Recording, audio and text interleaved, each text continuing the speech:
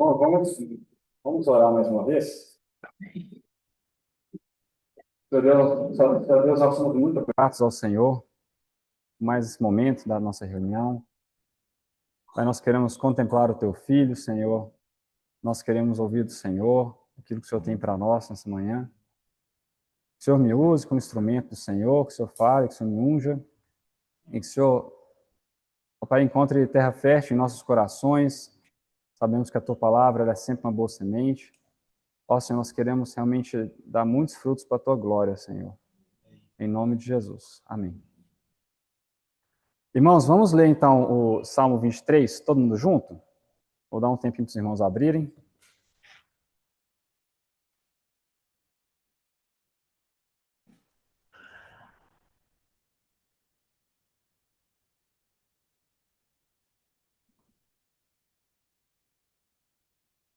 Vamos lá? Salmo de Davi. O Senhor é o meu pastor, nada me faltará. Deitar-me faz em verdes pastos, guia-me mansamente a águas tranquilas. Refrigera a minha alma, guia-me pelas veredas da justiça por amor do seu nome. Ainda que eu andasse pelo vale da sombra da morte, não temeria mal algum, porque tu estás comigo. A tua vara e o teu cajado me consolam. Preparas uma mesa perante mim, na presença dos meus inimigos. Unges a minha cabeça com óleo, o meu cálice transborda. Certamente que a bondade e a misericórdia me seguirão todos os dias da minha vida, e habitarei na casa do Senhor por longos dias. Amém. Irmãos, então nós vamos dar continuidade nessa manhã nosso estudo sobre o Salmo 23. A gente está caminhando aí para o final, essa nossa parte 22, nós estamos nessa segunda fase, em que a gente está estudando a interpretação messiânica desse Salmo, e nós já passamos por alguns assuntos, né? Nós falamos que esse é um Salmo messiânico, quando a gente falou ali sobre Salmo de Davi, o Senhor é meu pastor, a gente falou sobre a encarnação, a gente falou sobre a infância, o batismo, a tentação do deserto, vida justa, rejeição dos judeus, vislumbre da cruz. Na semana passada, na vez passada a gente falou sobre o vislumbre da cruz, né? E agora nós vamos falar sobre o Getsemane e o madeiro. Tá? Se der tempo a gente vai fazer as duas partes. Eu estou sem relógio. Quantas horas? Tá. Vamos lá. Então nós vamos tratar hoje do seguinte trecho. Unges a minha cabeça com óleo, o meu cálice transborda, certamente que há bondade. Estranho, né? Vocês vão entender. Então vamos primeiro passar a parte, unges a minha cabeça com óleo. O óleo, né? O óleo era muito importante no cuidado das ovelhas. No verão, a gente tinha ali muitas pragas, muitos parasitas, né? Que se proliferam e também incomodavam as ovelhas. Então a gente tinha uma chamada mosca do nariz, que ela entrava literalmente no nariz das ovelhas. Isso causava era um horror assim, para as ovelhas, causava um super transtorno. Porque elas entravam pelo nariz das ovelhas, colocavam os ovos, né, no nariz, nasciam as larvas, aí elas subiam para dentro da cabeça das ovelhas e se alojavam ali e causavam uma inflamação dentro, né, da cabeça das ovelhas. Então, elas ficavam muito irritadas, né? E elas até se machucavam umas às outras, ficavam se debatendo, tentando se livrar ali das moscas que estavam entrando ali. Chegava a bater nas pedras, ia para os arbustos de espinho, porque elas ficavam realmente desesperadas, né? Até se jogavam no chão às vezes. Então, era uma aflição que elas viviam ali por causa desses parasitas. E assim, além de ferir, né, as ovelhas, causar esse problema, né, esses parasitas também, esse comportamento, né, delas gerava um pânico geral no rebanho, né? A aflição, ela começava a agir estranhamente, as ovelhas ficavam também agitadas ali, e muitas vezes elas estavam tão assim irritadas, incomodadas e aflitas que elas saíam correndo sem direção e até cair de exaustão, assim, elas saíam correndo. Então era realmente um horror. E, bom, quando elas estavam com essa situação, elas até deixavam de comer direito, deixavam de se alimentar, que não conseguia prestar atenção nas coisas que ela precisava fazer, né? Então até perdia peso e poderia até também causar, devido a esse parasita, até uma cegueira, né? De tanta problema que é causando no interior lá da ovelha. E além do mais, também chegou a falar também numa época, quando a gente estava estudando os fundamentos, né, sobre o cuidado das ovelhas e tudo mais, a gente estava falando também que o estresse, o estresse da ovelha prejudica, né, a produção de tudo que ela produz, né? Tanto do leite, né, para as ovelhas que amamentavam, quanto também, enfim, tudo ela acaba ficando com uma produção pior, né? A lã fica de pior qualidade e tudo mais. Então gerava esse estresse. Então, quando elas ficavam com essa aflição, né, era muito ruim e o pastor queria evitar isso. E como que o pastor evitava essa situação? Ele aplicava, né, óleo sobre a cabeça das ovelhas. Então, azeite de oliva, ele derramava, né, sobre a cabeça das ovelhas, ungindo ali a cabeça das ovelhas. E com isso, né, esse óleo ele espalhava na cabeça da ovelha e ela começava a ficar tranquila porque ela sabia que com isso as moscas não conseguiam mais pousar sobre ela. E aí, depois de um tempo, ela voltava a pastar tranquilamente, né? Então, por quê? Porque esse azeite na cabeça das ovelhas impedia as moscas de pousarem e começarem o processo de entrar nos narizes e tudo mais. E até hoje também, né, no cuidado das ovelhas, né, eles colocam um azeite ou algum outro tipo de óleo misturado até com temperos também, que também servem como repelente, né, de moscas. E o pastor precisava fazer esse processo repetidamente, né, sempre que via que estava começando ali a ter moscas ali próximo das ovelhas e fazia esse processo. Então, o azeite de oliva, né, tinha essa função de acalmar as ovelhas que ficavam então aquietadas, né, e não ficavam mais aflitas. E é interessante que nós vemos que o Senhor, ele viveu um momento de aflição também. Esse momento de aflição, ele antecedeu a crucificação. E foi justamente num lugar chamado Prensa do Óleo, né? Getsemane. E é interessante, eu não sabia, Getsemane é uma transliteração do hebraico para o grego, é uma palavra, na verdade, de origem hebraica, né? E Jet é a prensa e o Semane, né, é o óleo.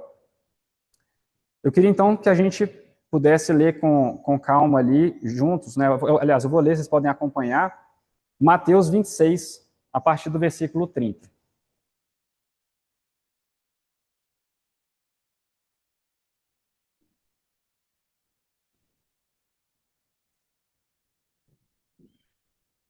Mateus 26, a partir do versículo 30.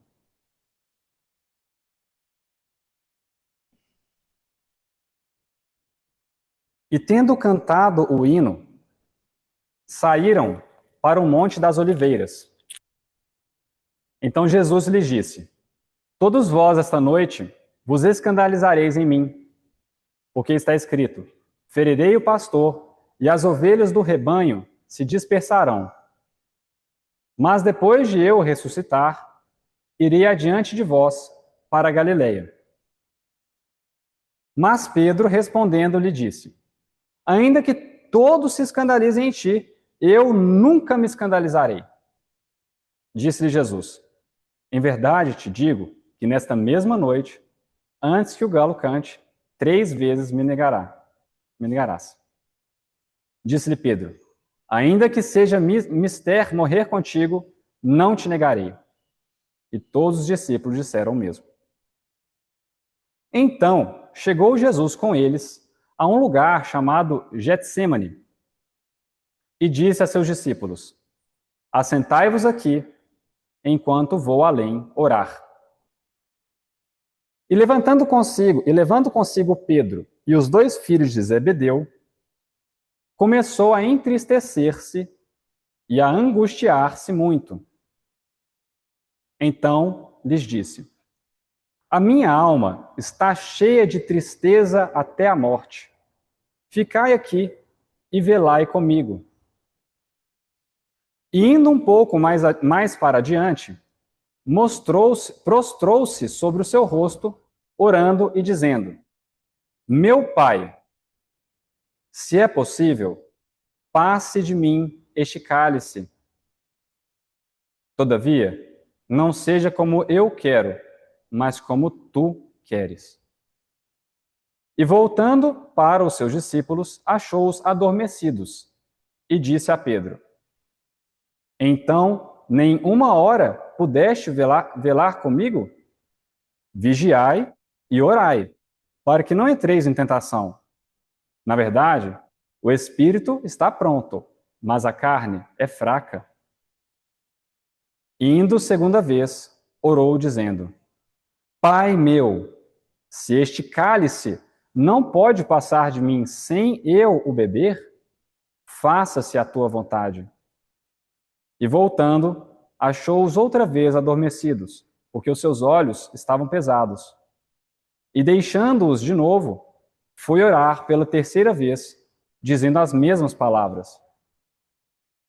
Então chegou junto dos seus discípulos e disse-lhes: Dormi agora e repousai. Eis que é chegada a hora, e o Filho do Homem será entregue nas mãos dos pecadores. Levantai-vos, partamos.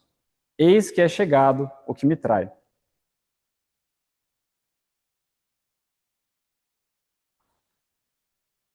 E no relato de Lucas, a gente vê uma informação que a gente não vê em Mateus, mas aqui em Mateus a gente já vê algumas características ali daquele momento, né?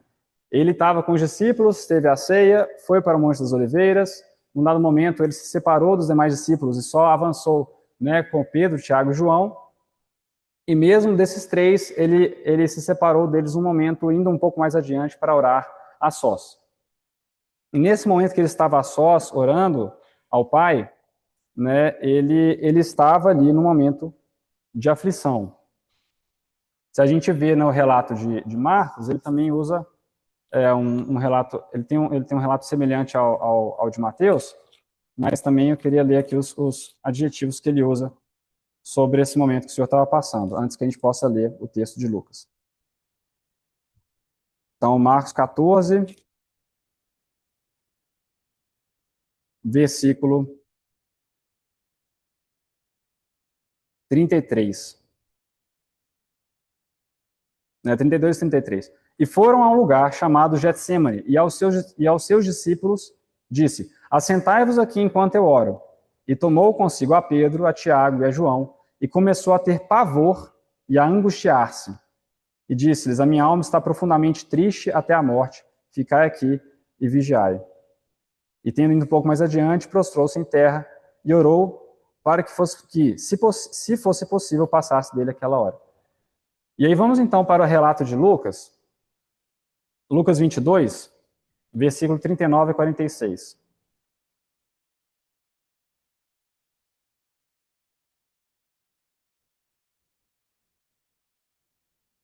Lucas 22, versículo 39 a 46.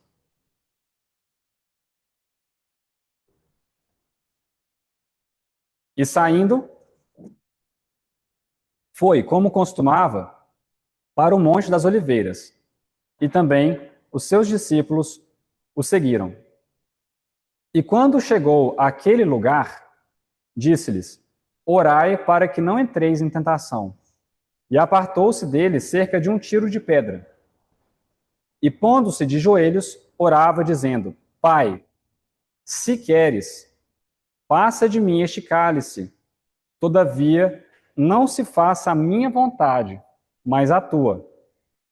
E apareceu-lhe um anjo do céu, que o fortalecia. E posto em agonia, orava mais intensamente, e o seu suor tornou-se como grandes gotas de sangue, que corriam até ao chão. E levantando-se da oração, veio para os seus discípulos, e achou-os dormindo de tristeza. E disse-lhes: Por que estáis dormindo? Levantai-vos e orai, para que não entreis em tentação. Obrigado. Então aqui é interessante, ele coloca, né, que ele estava vivenciando esse momento de grande agonia, a ponto, né, de ter essa condição médica, né? Se o Fernando estivesse aqui, ele ia querer fazer uma explicação ali, que ele menciona isso, né, que é um momento de aflição, uma ansiedade, um estado de ansiedade que a pessoa sua sangue, né? E aqui a palavra já testifica isso, né? E o seu suor tornou-se como grandes gotas de sangue que corriam até o chão. E nesse momento, né, a palavra não fala, né, exatamente o que ele estava pensando e que estava causando essa grande angústia, né? Mas a gente pode imaginar que ele sabia, claro, que o que aconteceria com ele. Uma vez que o Senhor, né, que o Pai imputasse sobre ele o nosso pecado, né, isso causaria aquele distanciamento, aquela separação, né, que o Senhor ele vivenciaria ali na cruz por estar imputado de todo o nosso pecado. A palavra fala que os nossos pecados fazem separação entre nós e o nosso Deus, né? E então esse momento, esse ato, né, da comunhão que ele tinha com o Pai, lhe era muito pesado, né? Ele projetando esse momento, ele estava ali angustiado. Talvez fosse isso, né, que estivesse ali causando essa grande angústia. Porque nós sabemos que o Senhor, ele quis vir e cumprir isso por nós. Ele se voluntariou, né? E ele viveu uma vida aqui, apesar de vivenciar tudo que vivenciamos, ele não pecou. Ele andou nos dias de sua carne, ele foi tentado por Satanás, ele vivenciou, né, todas as questões que nós vivenciamos, mas ainda assim ele permaneceu em obediência ao Pai, se qualificando, se habilitando como cordeiro perfeito, sem manchas, que ele precisava ser para ser o nosso substituto, né? E agora estava chegando esse momento. A gente falou na vez anterior que ele vislumbrou isso e abraçou isso. Ele escutou ali, conversando com Elias e com Moisés, mais uma vez o que aconteceria com ele, e ele abraçou isso, ele caminhou firmemente no propósito, rumo a Jerusalém. Aqui ele já estava em Jerusalém, estava prestes a vivenciar ali agora o momento da cruz. E ele vivenciou essa angústia, essa aflição. Mas o Pai não deixou ali desamparado, né? Como um bom pastor, ele trouxe ali um alento, um alívio, e ele enviou um anjo, que a palavra fala aqui em Lucas, que o fortalecia. Ele, então, passou por esse momento de aflição e continuou, e ali agora viria o traidor, né? Viria Judas para que ele pudesse, então, ser preso e dar continuidade nesse momento. Vamos só ler em Hebreus, para finalizar essa parte. Hebreus 5, tem uma menção interessante que a gente pode correlacionar esse momento. Hebreus 5, versículo 7.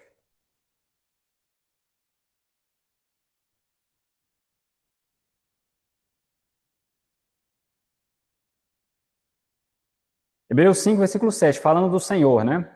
O qual, nos dias da sua carne, oferecendo com grande clamor e lágrimas, orações e súplicas ao que o podia livrar da morte, foi ouvido quanto ao que temia. Então, no momento de grande clamor e lágrimas, né? Um momento de sofrimento ali, orando e suplicando a quem? Ao Pai, que o podia livrar da morte. Foi ouvido quanto ao que temia. O que ele estava orando naquele momento ao Pai? O que ele estava falando?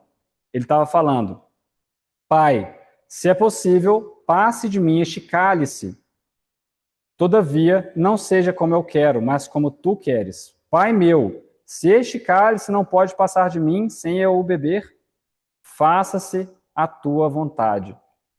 Ele disse, né? Se puder passar, se eu puder não beber, que seja assim, mas se não, faça a tua vontade. A obediência, o firme propósito dele de cumprir o bom propósito de Deus era maior do que toda a aflição que ele estava vivendo e que estava ali causando esse momento dele pedir, né, se fosse possível, não beber esse cálice. É isso. Então, agora, vamos dar continuidade. A gente vai falar agora sobre o madeiro, né? E a parte que fala especificamente do momento do Senhor no madeiro é: o meu cálice transborda certamente que a bondade. Eu vou explicar logo mais, mas vamos tratar um pouco sobre essa questão do cálice antes. Como que o cálice aparece em diversas vezes na palavra? A gente tipicamente interpreta, né, o meu cálice transborda como algo sendo uma coisa de uma alegria, nesse sentido, né, de que o vinho traz alegria, né? Então, tipicamente a gente lê esse texto dessa forma. Mas a palavra nos testifica de uma outra questão quando fala especificamente do cálice. E lá, nessa texto que a gente está usando hoje, de Mateus 26, né, nessas duas falas do Senhor Jesus, ele fala para passar este cálice, né? E esse cálice não é um cálice de alegria, nesse momento que ele está falando. Que cálice que é esse? Né? Que ele fala, se esse cálice não pode passar de mim sem eu beber, né? E a gente vai em alguns textos, eu trouxe alguns textos aqui para os irmãos. Vamos começar lá em Isaías 51, depois os irmãos podem ler todo o contexto do capítulo, mas lendo ali em Isaías 51, no versículo 17,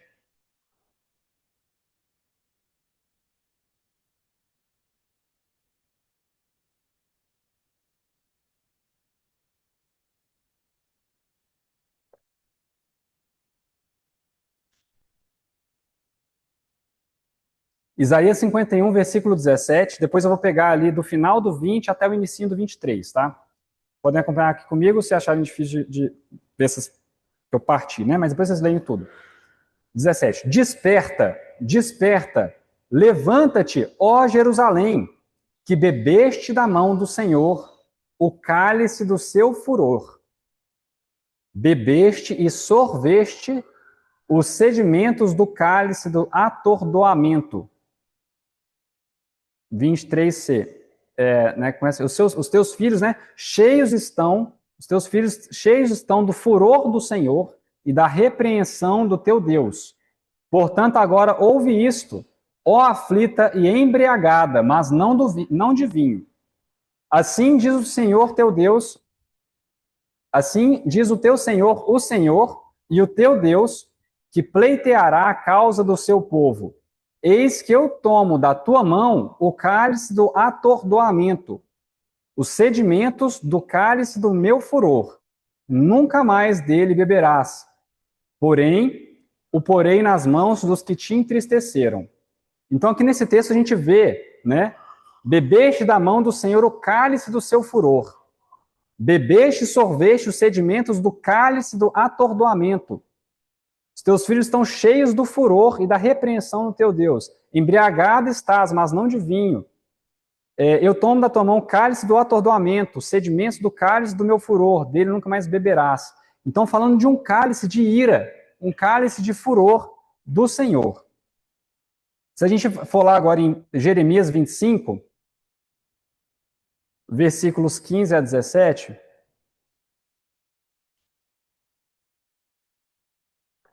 a gente vê novamente essa figura.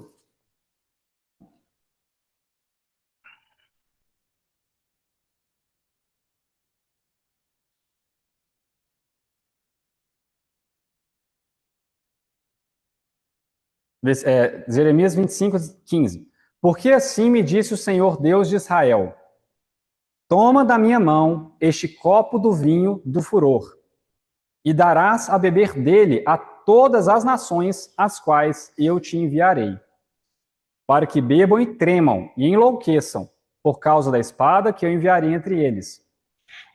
E tomei do copo da mão do Senhor, e dei a beber a todas as nações às quais o Senhor me enviou. Então, novamente, essa questão do copo de vinho do furor, né, o cálice, né, do furor. A gente vê isso em alguns outros textos no Antigo Testamento também, mas eu queria trazer alguns textos de Apocalipse, para a gente também olhar essa figura. Apocalipse 14, versículo 9 ao 10.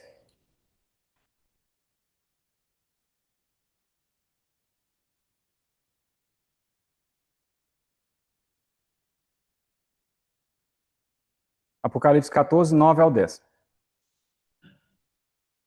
E seguiu-os o terceiro anjo, dizendo com grande voz: se alguém adorar a besta e a sua imagem e receber o sinal na sua testa ou na sua mão, também este beberá do vinho da ira de Deus, que se deitou, não misturado, no cálice da sua ira, e será atormentado com fogo e enxofre diante dos santos anjos e diante do Cordeiro. Então a gente vê, né? O vinho da ira de Deus deitado no cálice da sua ira. A gente avançando no capítulo 16, no versículo 1, capítulo 16, versículo 1.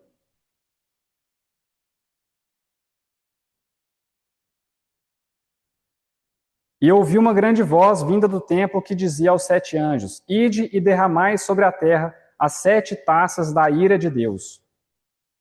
E no versículo 19, do mesmo capítulo, 16, 19.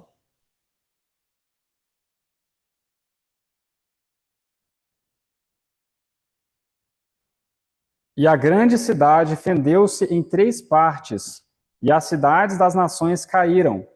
E Deus se lembrou da grande Babilônia para lhe dar o cálice do vinho da indignação da sua ira. O cálice do vinho da indignação da sua ira. Então, quando a gente volta ali no texto de Mateus, né? Mateus 26, e vai lá no versículo 39 e 42, né? Então, esse é o cálice, né, que o Senhor Jesus teve de beber por nós, né? Então fala assim: meu Pai, se é possível, passe de mim este cálice. Todavia, não seja como eu quero, mas como tu queres. Pai meu, se este cálice não pode passar de mim sem eu o beber, faça-se a tua vontade. Então esse cálice de ira, da ira de Deus. A ira de Deus contra o quê? Contra o nosso pecado, né? E quando a gente vai, né, lá no Isaías 53, versículo 5,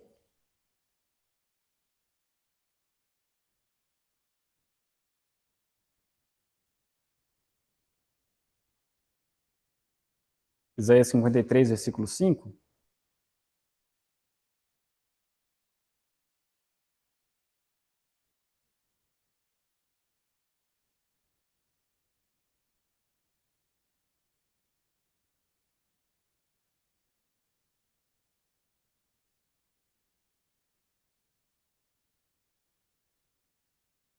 fala assim: mas ele foi ferido por causa das nossas transgressões e moído por causa das nossas iniquidades.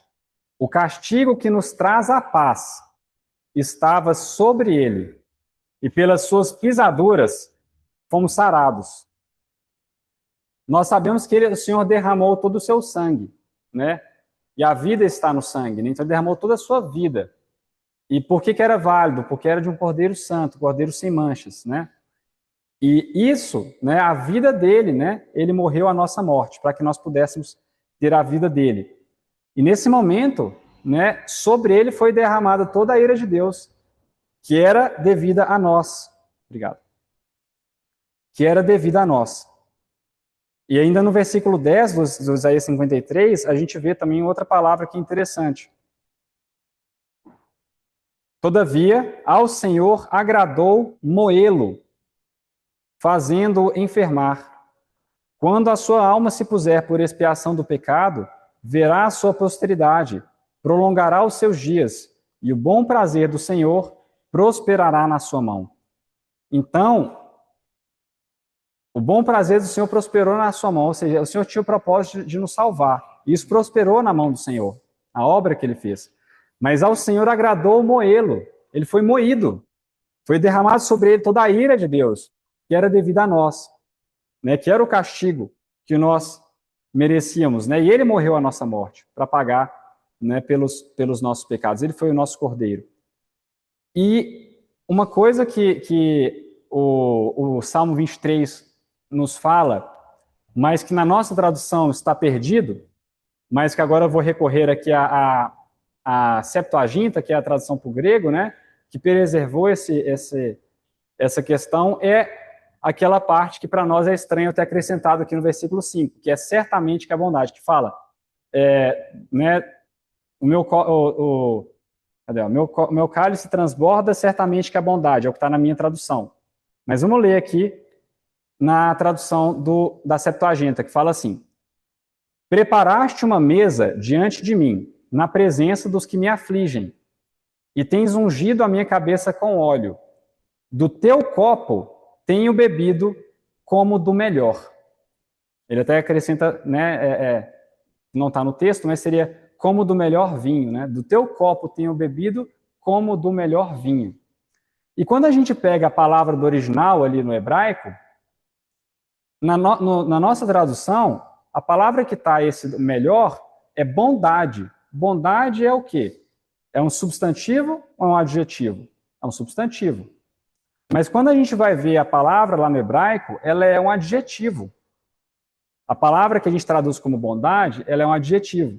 E ela tem o sentido de bom, agradável, amável, excelente, rico, considerado valioso e melhor quando com o sentido de comparativo. Então, a tradução do Septuaginta, ela traz justamente essa questão do melhor, um comparativo. Do teu copo tenho bebido como do melhor vinho. Então, o Senhor, ele bebeu esse cálice de ira como sendo do melhor vinho. Aquele vinho que a gente está mais acostumado na figura da palavra da alegria, né? Que traz a alegria. Por que ele fez isso? Porque ele nos amou. Porque ele nos amou até o fim, porque ele abraçou essa obra e ele tomou sobre si o nosso castigo voluntariamente. E ele fez isso com grande amor por nós. Ele bebeu desse cálice de ira como sendo do melhor vinho. E a palavra, né, de Deus nos fala desse amor que o Senhor nos amou, né, de maneira muito bonita ali no Romanos 5, versículos 6 a 9.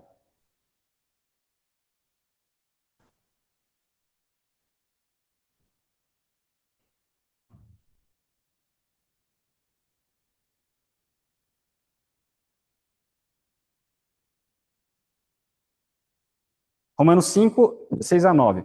Porque, estando nós ainda fracos, Cristo morreu a seu tempo pelos ímpios.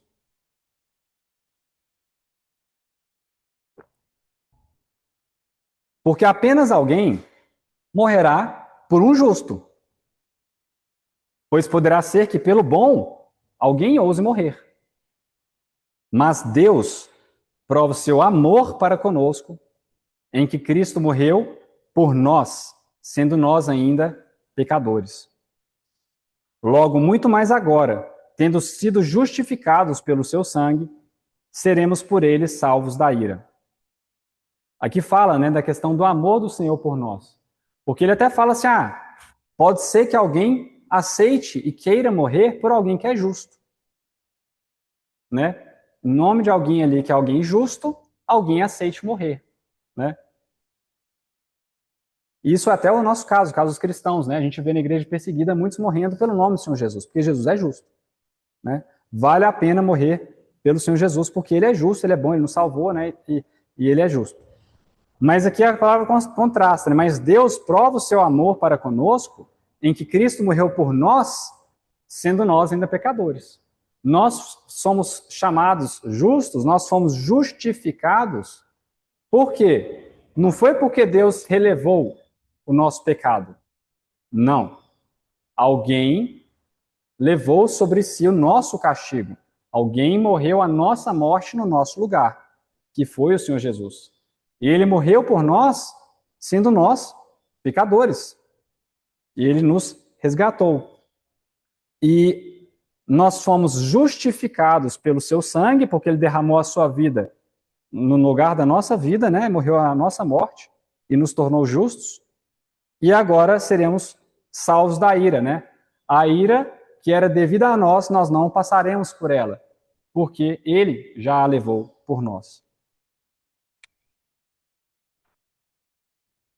E a gente pode ler essa questão agora lá em Mateus 27, esse momento que ele anteviu, né, lá no Getsêmani, em Mateus 27, 45 a 46.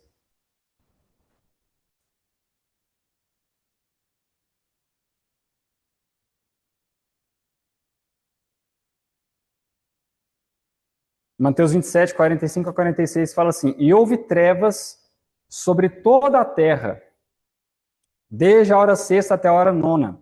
E perto da hora nona, exclamou Jesus em alta voz, dizendo: Eli, Eli, lama sabachthani. Isso é, Deus meu, por que me desamparaste? Então, ele vivenciou aquele momento da separação, porque estava sobre ele todo o nosso pecado. E ele sentiu esse distanciamento, esse desvínculo ali, esse ato na comunhão com o Pai. Aí lá em João 19, pouco depois, João 19, 28 a 30.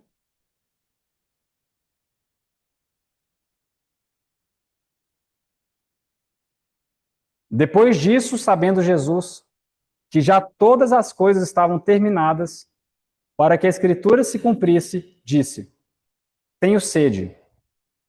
Estava, pois, ali um vaso cheio de vinagre, e encheram de vinagre uma esponja, e pondo-a num ensopo, lhe achegaram à boca. E quando Jesus tomou o vinagre, disse: Está consumado.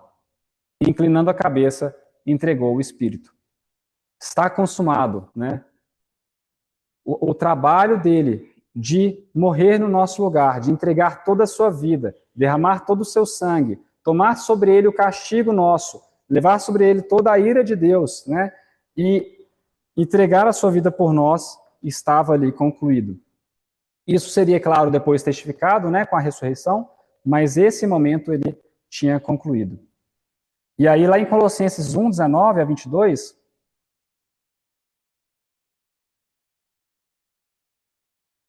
então, de filhos da ira, né, nós vamos ser agora filhos do reino do seu amor, né? Deixamos de ser filhos da ira, merecedores de toda a ira de Deus ali, para sermos agora enxergados como justos, né? Reconciliados com o Pai. Colossenses 1, 19 a 22. Porque foi do agrado do Pai que toda a plenitude nele, né, ou seja, em Jesus, habitasse, e que, havendo por ele feito a paz pelo sangue da sua cruz, ou seja, de Jesus, né, por meio dele, ou seja, por meio de Jesus, reconciliasse consigo mesmo todas as coisas, tanto as que estão na terra como as que estão nos céus, a vós também, que noutro tempo éreis estranhos e inimigos no entendimento pelas vossas obras más, agora, contudo, vos reconciliou no corpo da sua carne pela morte, para perante ele vos apresentar santos e irrepreensíveis e inculpáveis. E último texto em Efésios 5, versículo 2.